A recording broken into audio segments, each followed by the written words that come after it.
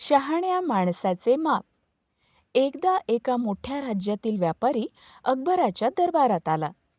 त्याने अकबराला सन्मानपूर्वक नमस्कार केला आणि म्हणाला, महाराज, मला एक प्रश्न विचारायचा आहे.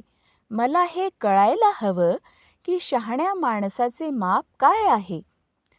अकबर काही क्षण विचार करत राहिला.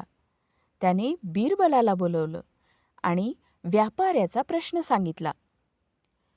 बिरबल थोडा विचार करून म्हणाला, महाराज, शहाण्या माणसाचे माप त्याच्या कृतीवर आधारित असतं, त्याच्या बोलण्यावर नाही. त्याच्या जीवनात केलेली कामं आणि त्याच्या निर्णयांचे परिणाम हे त्याचे माप आहे. अकबराला हे उत्तर समजलं. त्याने व्यापाऱ्याला सांगितलं, शहाण्या माणसाचे माप त्याच्या कृतीतून दिसून येतं, त्याच्या वागणुकीतून आणि निर्णयांतून.